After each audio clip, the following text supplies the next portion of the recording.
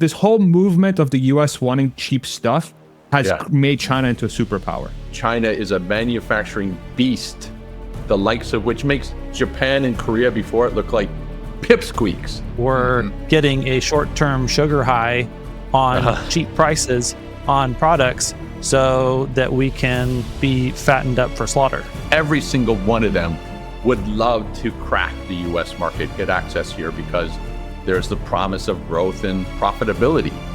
You're trying to create the incentive for the right result to happen. What's the incentive? Yes. I want manufacturing in the United States. How do you make manufacturing happen in the United States?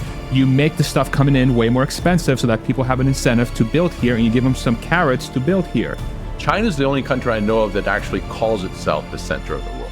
中国 is the Chinese name. It means middle kingdom or the center kingdom. The party is like God. It's everywhere, but you can't see it.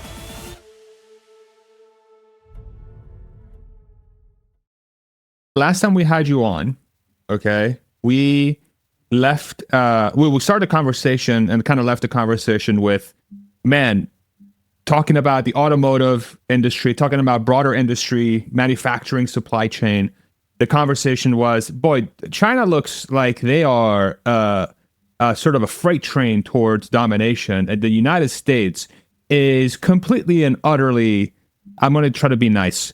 Unprepared. Yes. Just perhaps a little behind and trying their best, right? And this was pre-election. And now post-election with a brand new administration that, and this is where I love to get your take, it seems like it's been flipped 180, that there's been a refocus, a reshift, a fundamentally different approach to how to operate the country, how to position itself, how to embrace domestic businesses, how to position itself internationally. And I'm really curious to get your high-level take, and I'm sure we'll dig in as much as we need to. What is your sense post-election now? So, like, if we're going to talk about, let's rehash the conversation, right? What's different now? How do you feel now post-election? Tariffs are front and center. So this started with the first Trump administration. He was the one to recognize and initially put tariffs on Chinese car imports, even though we didn't have any Chinese cars on the road here. That happened way back in 2016. And at the time, no one really took notice. Since then, the Biden administration has doubled down on that, raising tariffs on Chinese cars to 100%, also putting in some blockers if the cars feature Chinese software or hardware. The message is we don't want the Chinese to have access to our market, certainly not exporting from China. So, and that's been effective. That's been effective up until now. With the new administration, where to from here? How do you engage with a China that is bigger, faster, lower cost, higher quality than what we have here in the United States? One possibility is that President Trump wakes up one day and says, hey, you know what? China plays a more advanced game when it comes to electrics. We probably need some electrics and batteries here in our own country. We'll invite them in. BYD's agreed to invest $10 billion and hire 20,000 workers and put plants and supply chains into the heart of America. We're going to do a great deal. It'll be a joint venture. We'll find an American partner and so on. But I think the major takeaway is the United States is aware that China is a manufacturing beast, the likes of which makes Japan and Korea before it look like pipsqueaks. They're so big and ferocious. They're going into markets worldwide. And our first take is time out tariffs, don't let them in.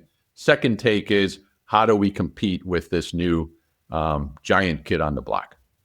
What have you heard sort of inside China? I'm assuming you still have, last time we discussed, you have a lot of discussions with the Chinese and yes. Companies out there. And just for those that are not aware, we brought back Michael. Listen to the first podcast. Michael is extremely well-versed in the manufacturer supply chain industries in China as it relates to the United States, sort of how those two things come together internationally, so on and so forth. It's just a phenomenal resource. What are the conversations like now inside of China post-Trump? Here's where they're coming from. They sort of have a mentality, it's export or die. China has way too much capacity at home, price wars. No one outside of BYD is making profits at home. So the mantra is get out, export or invest overseas. If we stay at home, we'll drown in our own overcapacity. And Chinese automakers, every single one of them, would love to crack the U.S. market, get access here, because there's the promise of growth and profitability. And at the same time, I was just talking to some Chinese automakers last week, and they said, we understand the current environment. We're not really welcome. So we're waiting for things to settle down, and maybe there will be an opening. They're talking about in 2026 for an entry. But there's no doubt about it. They'd kill to have access to the U.S. market.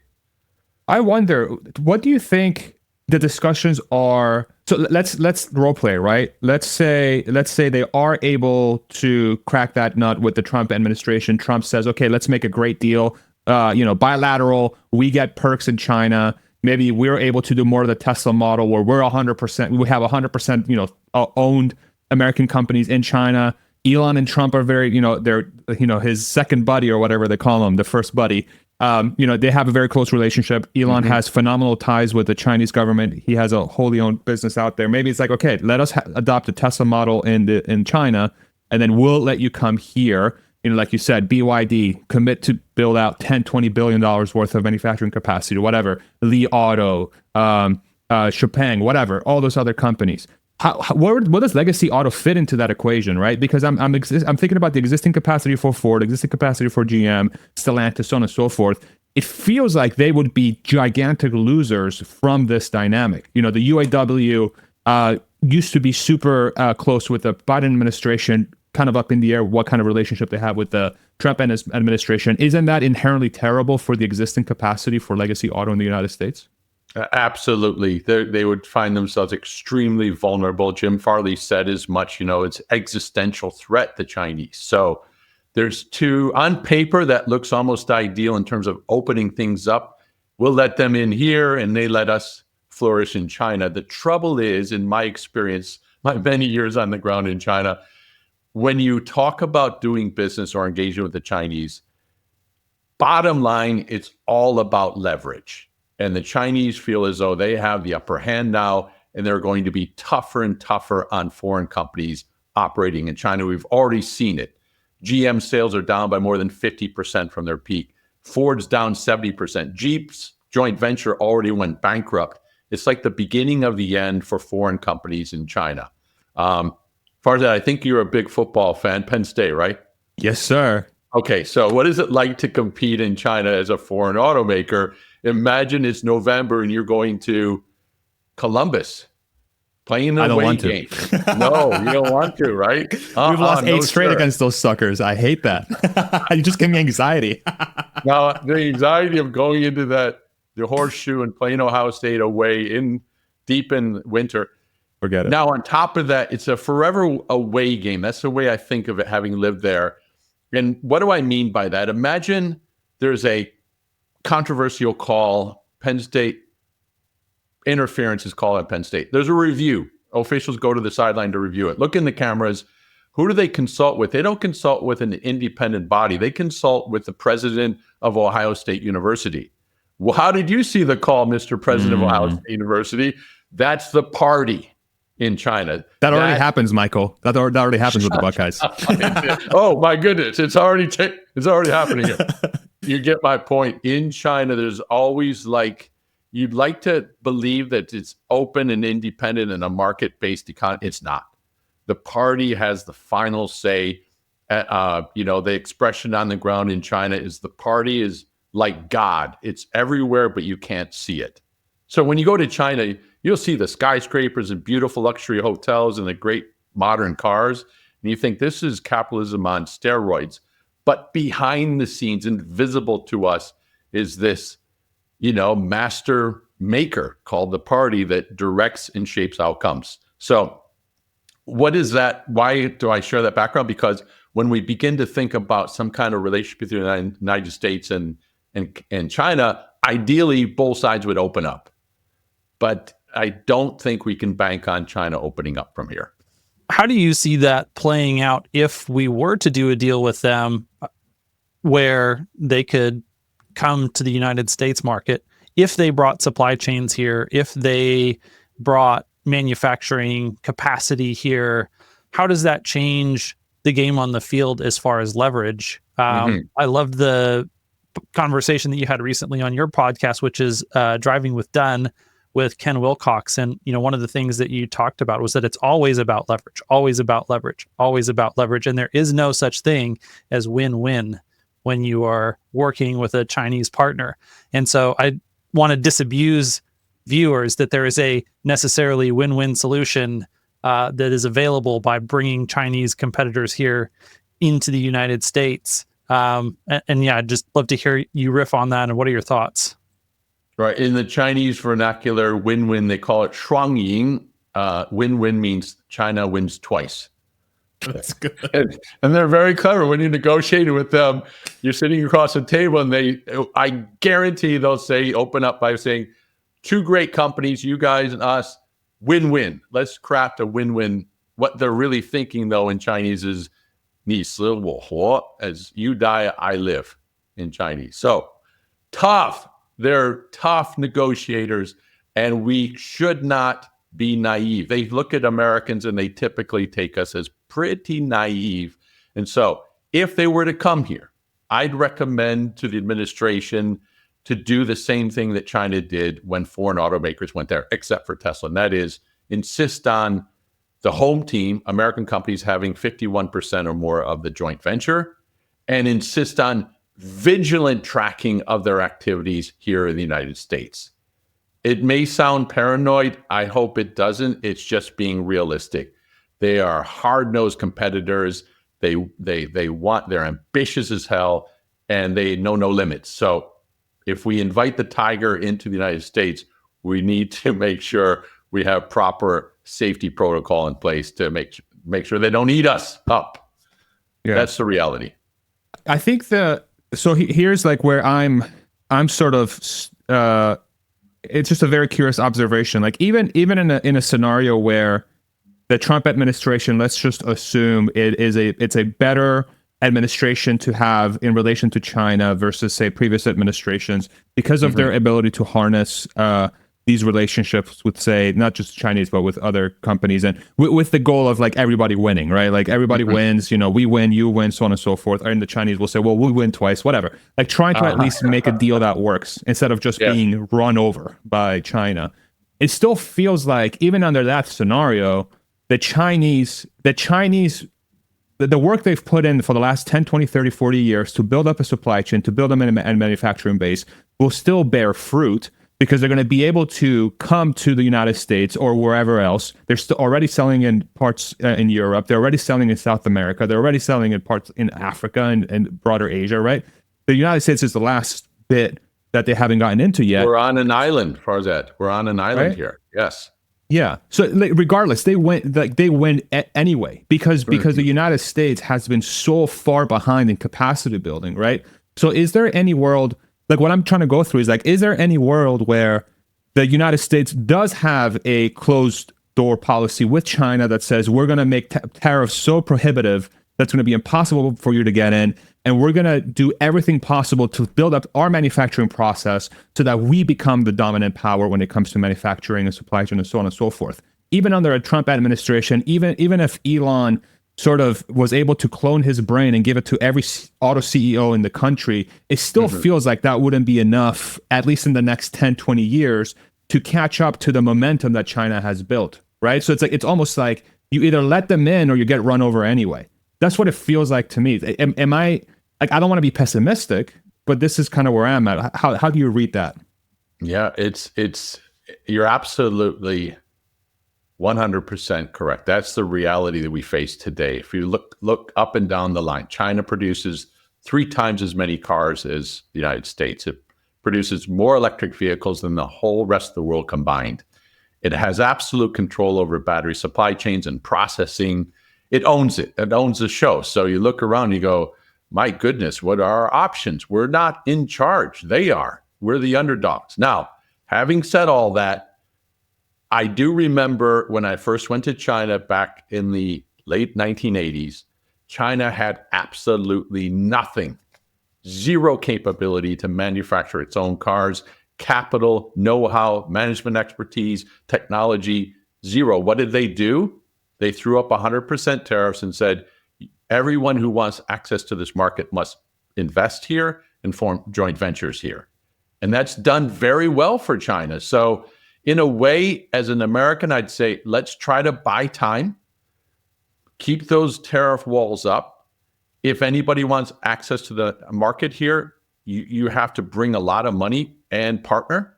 And in the meantime, we really need at home to accelerate our efforts to do R&D and innovation and duplicate what Tesla. Thank goodness we have Tesla on our side. Without that, things are looking like it's curtains. So I do believe the Chinese did a long game. Americans are impatient. But in this instance, to fight the fight, we need to buy some time and really have a renaissance in our own industry here inside the United States.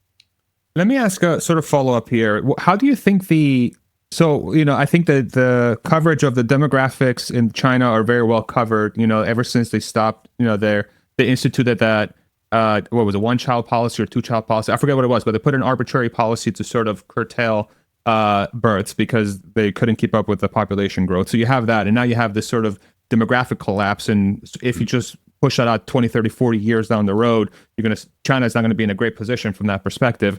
And then since COVID, it seems like there's been a flight away from China for manufacturing and supply chain, and a diversification in places like India and places like Indonesia and stuff like around the Asia Pacific. So how much of that do you think is hurting China's ability to have as much leverage as they did, let's say 3-4 years ago, especially now with the Trump administration that's come in, that theoretically should supercharge domestic manufacturing? Do you think that's playing into this at all? We're right in that sweet spot. Yes, that we're at a critical, pivotal moment where if we can hold our ground a little bit, give ourselves a little bit of time to allow manufacturing to rise here at home. We are seeing backlash in several countries around the world now. Europe began last year putting tariffs on Chinese imports.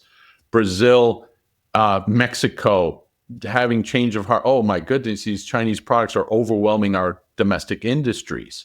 So there is a little bit of backlash, a little bit of pushback, and it's political, it's geopolitics, and China's aware of this. So you mentioned the demographic. If we wait them out, their demographics 5-10 years from now don't look as good as they do right now. They're peaking. So in a way, we have to fight Americans are typically so impatient. We want to just get things on. Let's be patient, slow it down. Time is really on our side if we can hold the line, hold the ground. And the other thing that comes to mind too is like, I have this sort of Optimus sort of shirt, like the Tesla robot. But I do think in the next 3 to 5 years, we are going to see a revolution in artificial intelligence, humanoid robots, automated labor. That, and I know China's working on this too, right? It's not like just the United States is going to win here, but it does seem like the United States is ahead in AI capability. Grok 3 just came out a couple of days ago, and it looks like it's just as good, if not better, than the leading models in the world.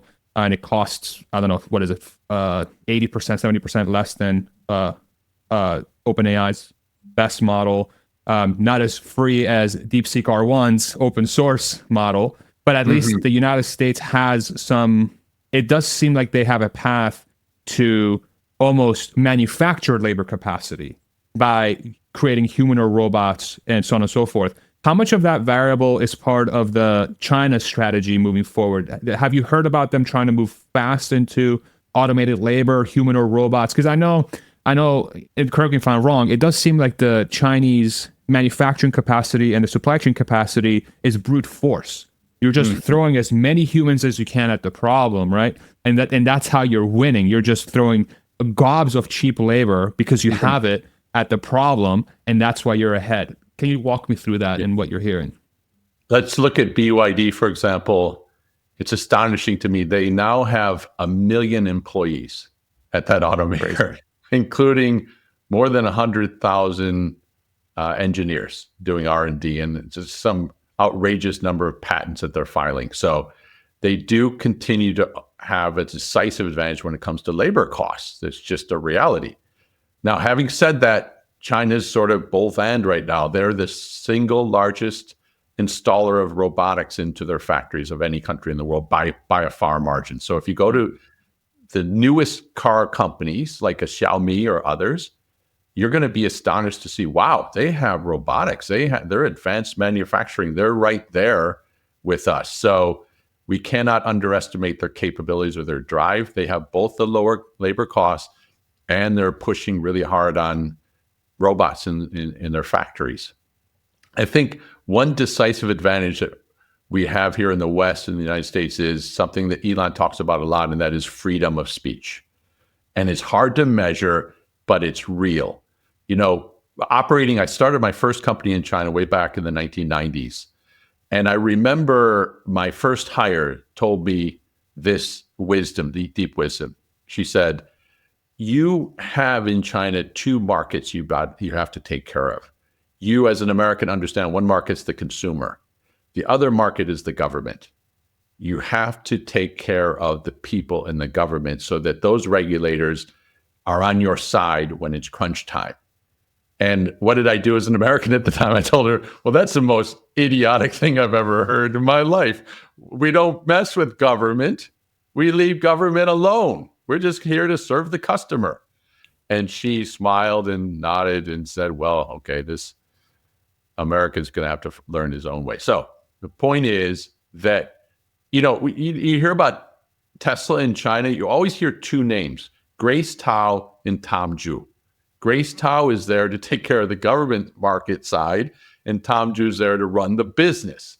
So all that exhaustive work required to operate in China tells me that in an environment of free speech, what we enjoy here in the United States, we're going to be able to stay steps ahead, especially when we have Elon and Jensen Huang and others on our side. That's really a phenomenal advantage. Not to be can't overstate just how important that is. Having lived in this pressure cooker called China, where you always have one eye on the customer and the other eye on the regulator. So in thinking about how Elon has navigated all of this up to this point between Tesla, but even, he also has a lot more leverage to bring to the situation because of not only SpaceX, but like Farzad said, his involvement now as a member of Doge and his proximity to the president. Co-president. How would you, how would you grade Elon's acuity in his dealings with China and his ability to achieve an actual win for America in the long term against China? Second to none. Exceptional. He's done exceptionally well. He's gone further, faster than any other auto company and arguably any other American company in China. That they built the plant in record time. He negotiated 100% ownership, which was unprecedented. No one got that access. The first year, they blew through even the most optimistic estimates. I was just looking at notes. I'm writing a book about this.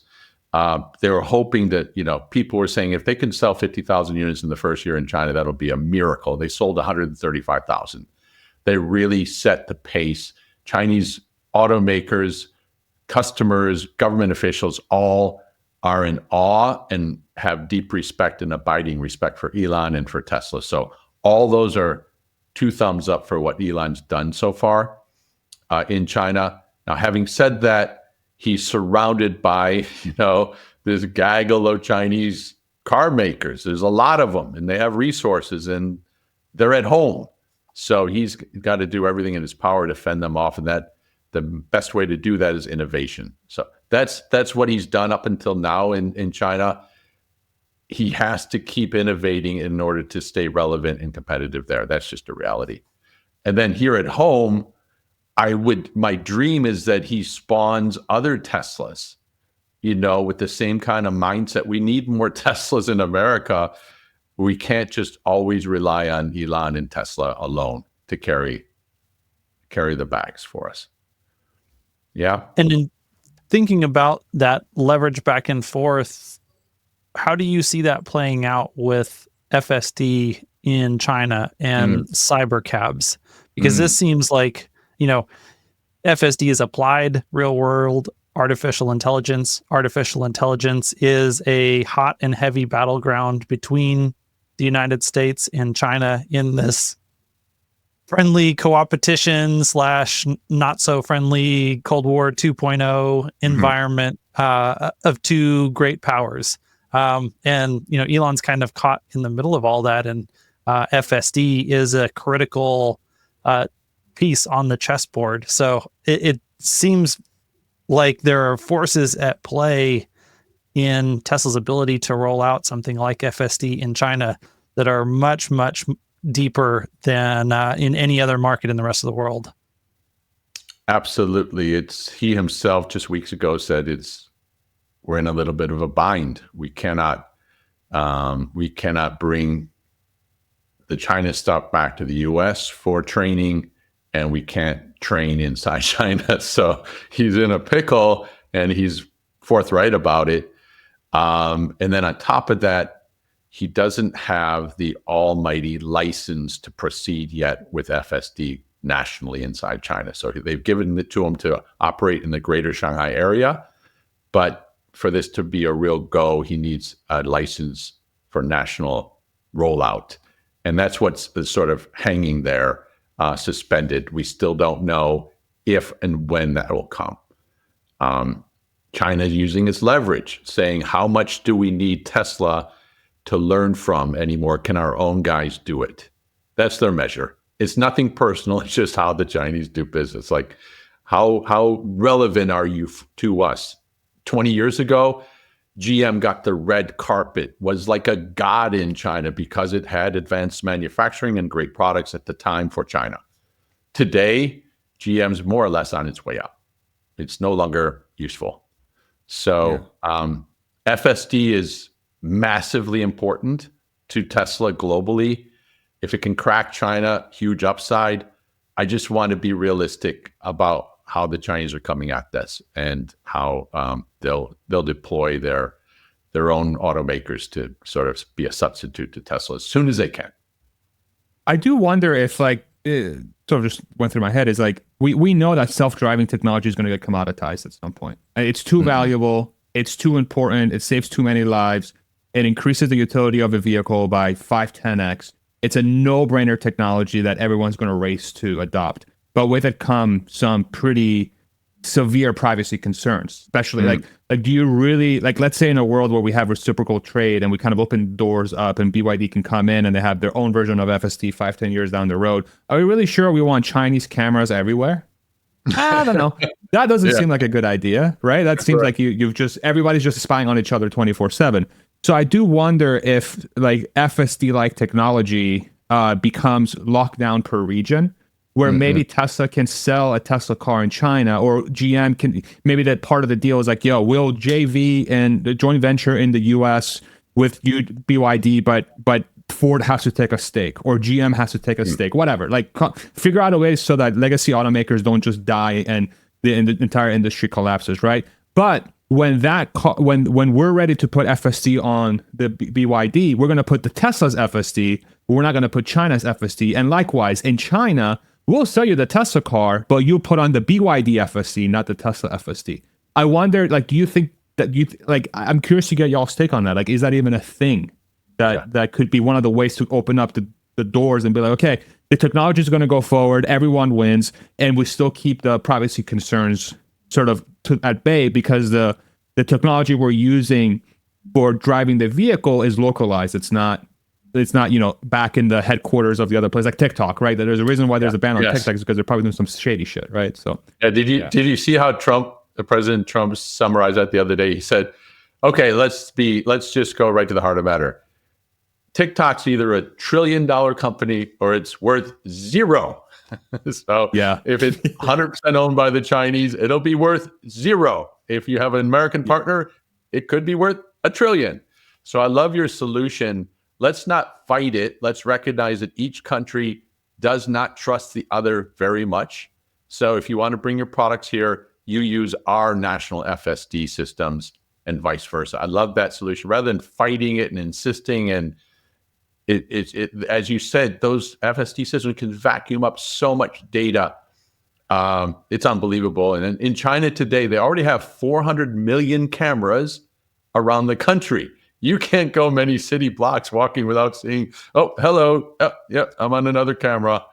They have it down to a science. So we wouldn't want that type of information being collected on our roads and then going back to China. And nor would they. Yeah. Yeah.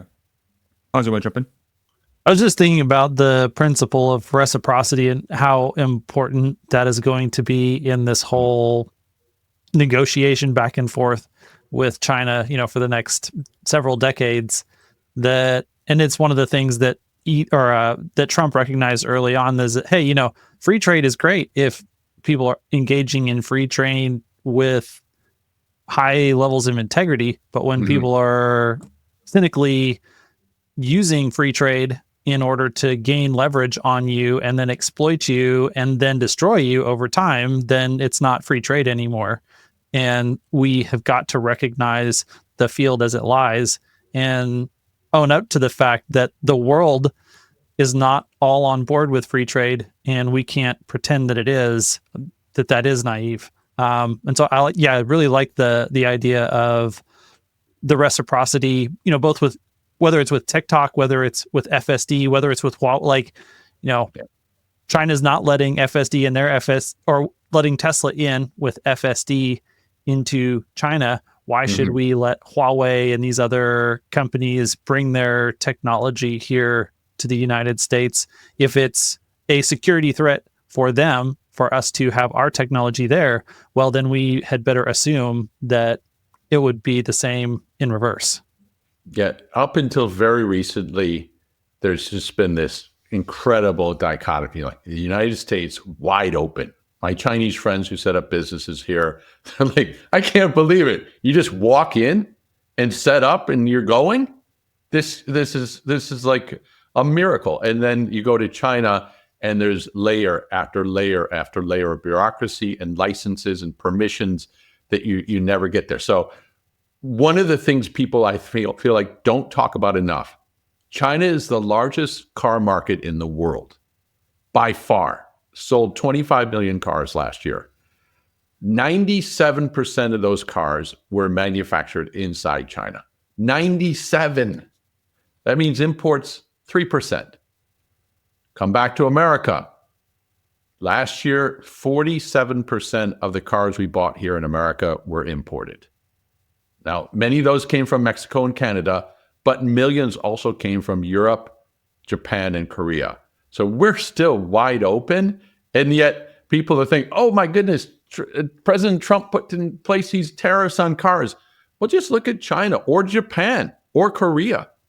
They have single-digit imports, and it's just been like that for so long that people take for granted, oh, let's not bother with China too much. They seem friendly enough. Well, hang on. Their door is shut. Our door is wide open. Let's have this reciprocity odds that you're talking about, and let's really make it have teeth this time. Yeah, I think the tariff discussion, when I'm trying to listen to it from some of the punditry class, I guess, and this is my mistake, is I'm listening to the wrong sources. It's very shallow and sort of misses the entire point, right? Mm-hmm. It's like, oh well, everyone's prices are going to go up. It's like, okay, do you understand that the United States has no manufacturing capacity? Like, do you like? There's an end result here.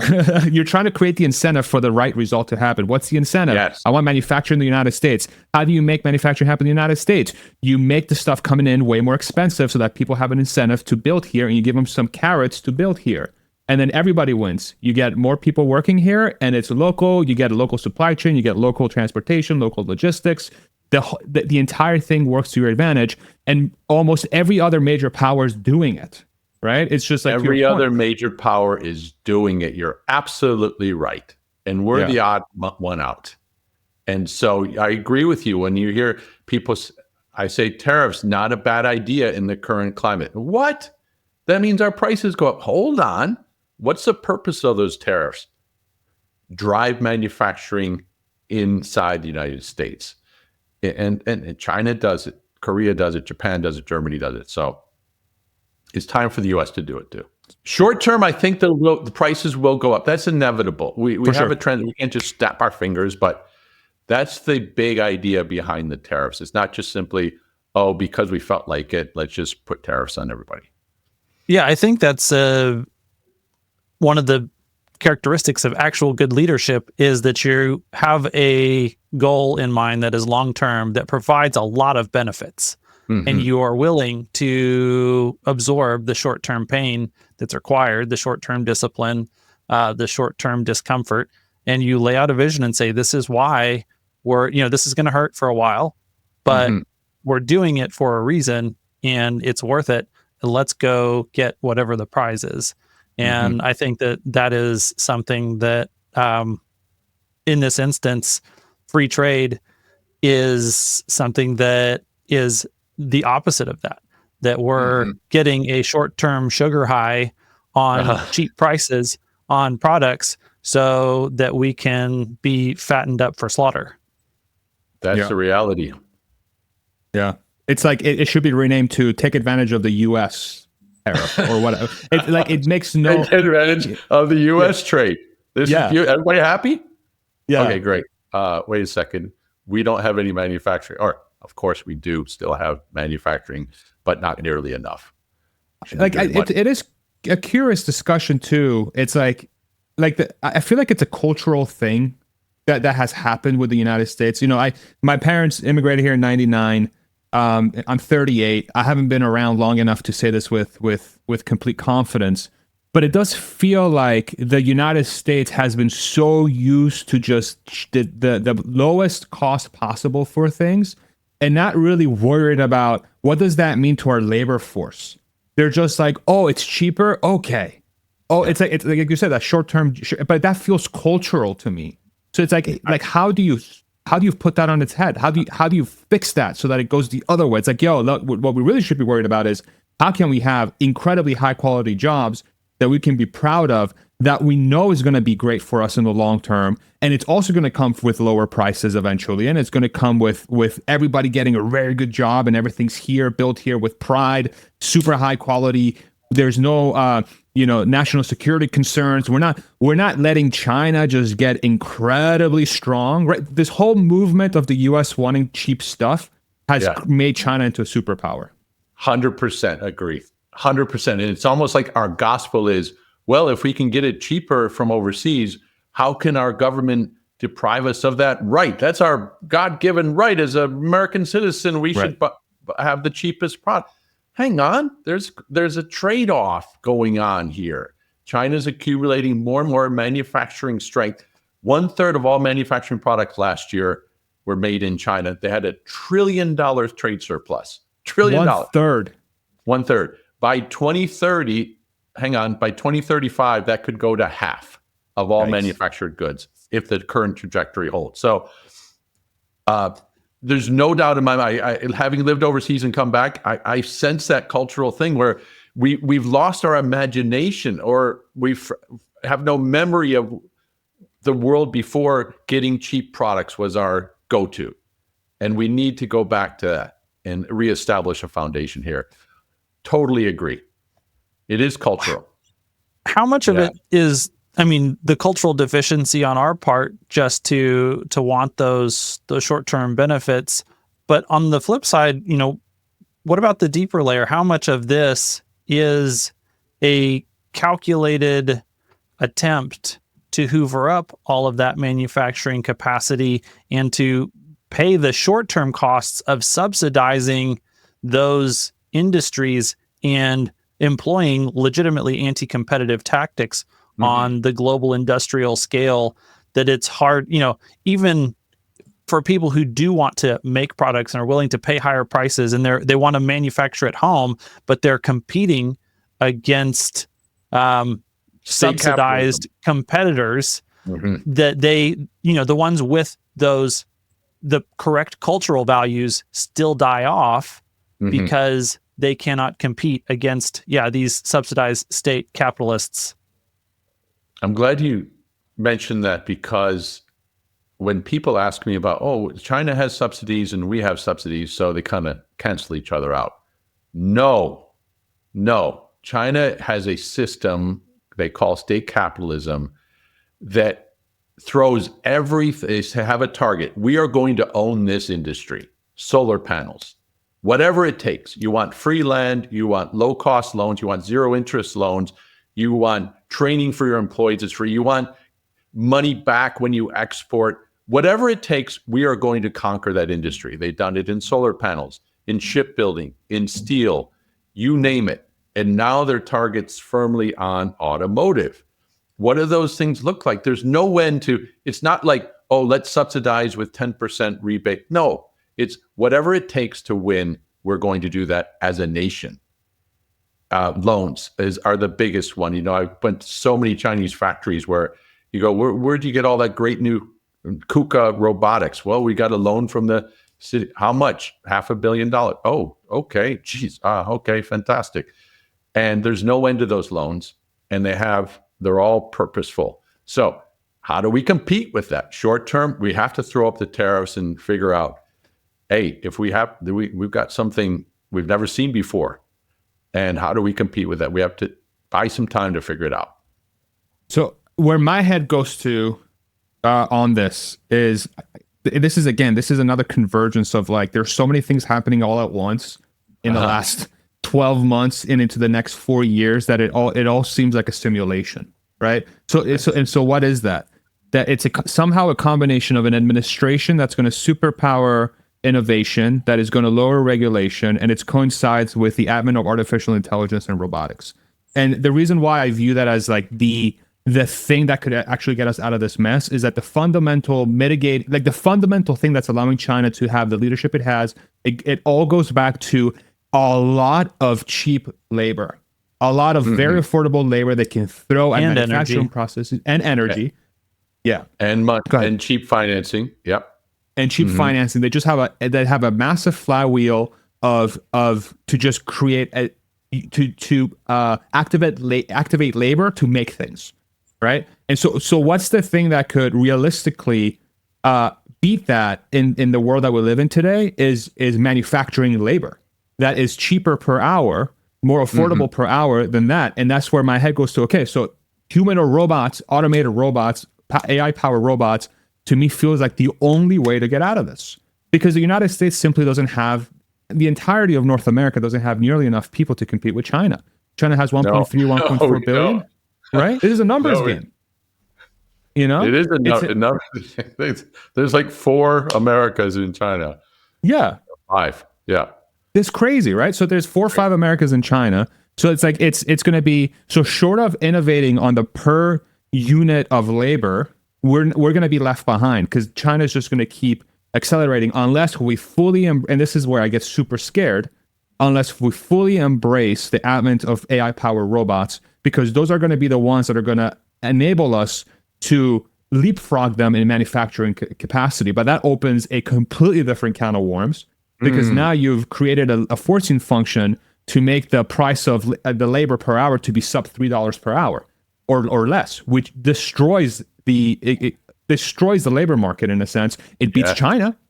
It beats China, right? But it also beats everybody. It's like mutually assured destruction. Exactly. Part 2. I never thought of that. Yeah, that's kind of scary too. It's almost like, can we just slow time farther? Do you have a machine at your place where we can slow the time down, the pace? I don't think that's going to happen. That's the thing. I think that's one of the double-edged swords. I think it's going to speed up. Yeah. I don't think it's going to slow down. Well, they talk about China's speed, and part of that China's speed, again, comes back to labor. I was talking to some people who looked at BYD and said, how can BYD come with such 25% lower manufacturing costs? What's going on there? So one of the things they do is they'll have multiple teams working on the same motor for one of their vehicles. And those teams are reporting to one boss and each giving their inputs. Now, we can't think in here in the United States, we can't, multiple teams on one item. And then they take the best from each team. They don't have the teams talk to each other. They can just throw so many more human minds at a problem than we are able to do. So it's genuinely like, people ask me, well, we handled the Japanese and the Koreans when they came in and eventually built transplants, and everyone more or less got along and happily ever after. This China is a a beast of a manufacturing machine that they want to win, right? Like they want to win. They want to win, take all, and not apologize about it. No, they're out to overwhelm markets. And, if you look at their exports last year, number one exporter in the world, number one exporter to Mexico. Almost 1/3 of new cars sold last year in Mexico came from China. Brazil, Australia, UK, they're just all over the place right now. Can you talk about so I know you briefly touched on this on the previous podcast, but just for the audience to get a refresher on this, when I say China wants to win and you say they want to win everything, want to take all, that's very cultural, right? Like China wants the world to be made in the vision of China. Can you talk about that a little bit? Yeah, this is some great historical, context. China, many people may not be familiar, but China, we all like wherever we live. If we live in France or we live in Thailand, or we like to think we're the center of the world, right? The maps are all. China's the only country I know of that actually calls itself the center of the world. 中国 is the Chinese name. It means middle kingdom or the center kingdom, the one that's at the middle, at the center. And all other countries in the Chinese mindset are outside of the middle kingdom or 外国, and by definition, not quite at the same level as China. That's historically for thousands of years, that's the Chinese mindset. 1800s, British warships show up, opium wars happen, and the Chinese referred to it as the next 150 years of humiliation. One after another, the Westerners, the Americans, the Germans, the French, the British, then the Japanese invaded, humiliation after humiliation. And now China is saying it's our turn to take center stage. Xi Jinping himself in speeches says it's China's turn to return to center stage and be the superpower in the world. U.S. is not going to be in charge in the future from the Chinese perspective. That's serious stuff. And it goes back deep in history. There's a chip on their shoulder. They'd like to have, you call it revenge. They'd like to make up for what they feel is humiliation at the hands of most of the rest of the world for so long. That hasn't been resolved yet. And so when they go to compete as a nation and as companies, and they're hell-bent on winning wherever they go. I say that, guys, I'm not here to scare. It's factual. It's the truth. It's facts. It's like history. It's real. I lived it.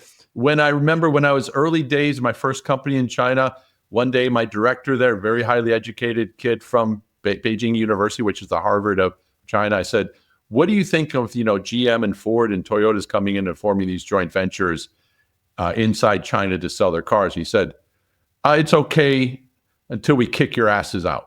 Okay. That's literally what happened. Wow. Okay. He was clear. He trusted me to say what he was really feeling. And so here we are. More or less, foreign automakers are getting shown the door in China, and the Chinese are expanding very rapidly globally. So if I'm Chinese, I'm feeling, it's our turn. It's our turn to run the show. Yeah. So to me, it sounds like, and again, this is like, I love how our conversations, like the last one and this one, always seem to end like it's ending on an existential tone, which tells me like we figured out how to sort of distill down the thoughts of what's going on into something that's like maybe like at the fundamental core of what's going on. My interpretation of this conversation so far, given that China has a tremendous advantage in manufacturing, a tremendous advantage in access to cheap labor, supply chain. They're building military like psychos, right? I heard a thing where every ship that they've built is a military capable ship that's going to be able to carry payload to countries, right? Every ship is made with that in mind, because probably they want to take Taiwan soon, right? So that's one of the things they're trying to do. So it's like, okay, so this is they make no secret of Xi Jinping. It's not a question of if, but when Taiwan comes back to the motherland. That's every day. They're on a mission. Yeah. They're on a mission. They know what they want and they're working towards it. And so to me, it's like the United States has a very simple question to answer. In the next 20 years, do you want to let China take over, Like, not say like quote unquote take over, but do you just want to say, okay, you are in charge of making everything for us, which by default gives you absolute power, truly, over what we can and can't do over time? Or do we beat you by embracing artificial intelligence and human or robots so that we can undercut your labor and freedom of beat speech you? And freedom of speech. Yep. Exactly. And this is how we beat you, right? We beat you by creating 10x the labor force through manufacturing AI-powered robots, which will open its own insane Pandora's box of, okay, what do we do now? Because, you know, the robots and the AI is doing everything, and it's going to fundamentally disrupt manufacturing and supply chain. But at least we control that capacity, and we don't allow a foreign power to dictate what we should do, right? That's what it seems like to me. It's one or the other. Which one do we want to do? And standing still is not going to work. Not going to work. So let's venture forth into that great unknown and embrace it, because the alternative is just to, you know, hunker down, batten down the hatches, and hope that the guy at the gates goes away. That's not going to happen. They're going to find a way to eventually get into our market. So let's think about innovations is going to continue to be our secret superpower. And that's the one thing that Chinese still acknowledge, that most innovation is coming out of the West and the United States in particular. They're getting much more innovative than they were before, but that's our edge. So let's lean into that one. And what's crazy is that innovation, the only reason why we're better at innovation is because of freedom of speech. Because we don't have to worry about, oh my God, what if I explore the wrong idea or the wrong thing? Or that is like the fuel to the fire that is innovation. It's freedom of speech. And the absence of those layers of bureaucracy that you mentioned as well, Michael. Yes. Did you guys happen to see there's people fooling around with DeepSeek and asking like, okay, what's one thing that Xi Jinping's done wrong? And it's like, no, nice question. And then on the flip side, there's a company called Perplexity that they did post-training on the open source version of R1, and they released it, I think just yesterday. It's called the R1 776 model, and they were able to completely undo all of that censorship. And so now there's a free in America version of DeepSeek R1 that has been released, which is pretty interesting. I love that. Just a reminder for people, you guys know this already, but you go to China, you want to open up your Google or Gmail or YouTube or Twitter or X or Facebook or Instagram. None of those are available. The WeChat, right? So WeChat. You have you can use any app you want as long as it's WeChat. Right? Just like the Ford Model T, you can have it any color as long as it's black. So we really have two systems of organizing our societies in the world, you know, and maybe we're looking at a world in which there's a communist system or whatever you want to call China's system, state capitalism, and then you have market capitalism. It seems to be trending that direction. Yeah. So I have a challenging question. I'm going to put you on the spot a little bit, Michael. So, I mean, I think that the only option, as we would agree, is to go all in on humanoid robotics and artificial intelligence. But that decision was made in Elon's mind a long time ago. He's full steam ahead on both of those things. And he wants to ramp up Optimus manufacturing at an insane level. You know, he's talking about aspirational and order of magnitude per year. Maybe they only do 5 times multiplier every year instead of 10. If he's going to do that, it's going to require supply chain and manufacturing. How would you be thinking about the calculus of how to achieve a order of magnitude increase in manufacturing capacity for humanoid robotics as an American company that preserves the United States advantage against China and doesn't rely on step in the same sand traps that other American industries have fallen into when they have wanted to grow capacity, and then they have allowed China to capture their long-term prowess? I think we do have some strong allies who know something about manufacturing. Japan I was just in Japan last week. Excuse me. Japan, Korea, That's Xi Germany. Jinping calling right now. Oh, fuck. You better pick up. Shut up. What do I do? What do I do? Sorry, didn't even interrupt. Go ahead. I think it does take getting together with the Japanese, the Koreans, Indians to take the best of what they have and let's form a united front to counter what is otherwise, almost an invincible manufacturing machine that is China. So that'd be my first thought: is we probably have lost some of the ability to think in terms of what does it take to build a world-class manufacturing operation. So let's take our AI and our innovation on that front, robotics, and then marry it with the best-in-class manufacturing systems from our allies. That's would be my first take. Yeah. It will be tempting every step of the way because, in the battery business, you go to the Koreans and the Japanese, and then you find out, for their cell manufacturing and for their processing, all that's going back to China. Oh my goodness, we haven't escaped to the China warp.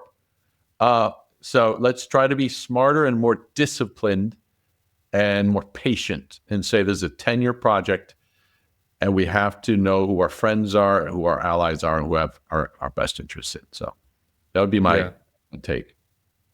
Yeah.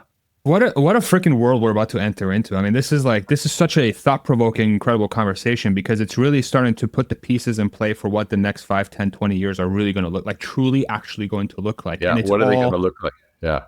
And it's like the China variable is by far the largest one because it dictates manufacturing capacity, it dictates supply chain, it dictates logistics, which very directly targets national security. Mm-hmm. Right? Like over time, if you let those things come out of your purview, you end up becoming weaker and weaker and weaker because your economy suffers. Your labor base in the country will not have access to those jobs that will allow it to generate the earnings that is required to start up new businesses. So on and so forth. Go ahead. Right. Won't allow for the if we play this out like we want the cheaper product, so much so that we don't have incomes anymore because everyone else is doing the thing. There is only one bigger question than the one you just raised with regards to the future. So as far as that, I'm going to direct it to you. Are you ready? Oh God, no. Penn State or Michigan next year? Do we even play you guys this year? Let me see. I'm not sure. Penn State football schedule. I mean, you know how I'm Hey, none of the above. Oregon will destroy all. Oregon. Get the fuck out of here. Dude, Oregon's going to get... we play Oregon the fifth week at Penn State. You guys are going to get fucking destroyed, Hans. You guys have no chance. What do you say? Yeah. Penn State's going to... Well, we don't play you this year, Michael, so you're lucky because we're going to be the number one team in the country. So consider yourself lucky. Yeah. You guys got your national championship like 2 years ago. What are you complaining about? I know. Look at this. We might have, is that going to be 3 years in a row then? Michigan, Ohio State, Penn State next year. The Big Ten is back. Huge. And Oregon looks good. USC should be a little bit improved. Wisconsin, Iowa, Michigan State might be better. The SEC, here's what happened. Now that they made the NIL a thing where you can pay players legally, the SEC can no longer cheat because they were paying players illegally. And now when you can actually pay players legally, what happens? The SEC is a terrible conference. Why? Because they've relied on really good players that they could pay under the table. And now that everybody can pay players, guess what? The Big Ten has the most CEOs, the most managers, the most millionaires, the most billionaires. Okay, so now that you open the floodgates for money, guess who's going to be the best? The Big Ten, because we're not a bunch of dummies like the SEC. There you go. Is that why Oregon wanted to join the Big Ten, Hans? So the Pac-12 was a friggin' dumpster fire. Getting out of the Pac-12 was definitely part of it. But yeah, like getting into a conference that's on the way up instead of on the way down, big factor. It feels so good. For years growing up in Michigan, and we'd have our Big Ten games, but as soon as we went south or west, we just usually get demolished. So it's great to see the Big Ten as a legitimate powerhouse now. Yeah, the landscape has switched. I think so. It was Michigan 2 years ago, Ohio State last year, national champions. This year will be Penn State. Book it, 17-0. Just put it down on your piece of paper.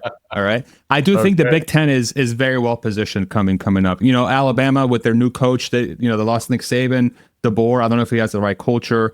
Georgia with Kirby Smart. I mean, he's a great coach, but we'll see what they can do there. I don't know. I like the way it's going for the Big Ten. I'm excited. I've written it down here. 17. Xi Jinping that's what he was calling about. He's like, who should I put money on this year? All right. We're an hour in, Michael. I know you got a lot of stuff to do, so thank you so much for making the time. Where can people find you and your work? First off, thank you. Always enjoy the conversation with you guys. I've been looking forward to this date for many weeks. And we got to have you back too, Michael. Every time we've had you back has been amazing. So we'll definitely have you back here soon for sure. Tremendous. Doneinsights.com is the website. There's a newsletter there, a podcast, and lots of other fun data about electrics and batteries and autonomous vehicles worldwide. So check it out, doneinsights.com. And then on X, at @Dunn_insights as well. We'll put a link for that in the description below in the comments. Perfect. Yes. Awesome. Thank you, Michael. Gentlemen. Great.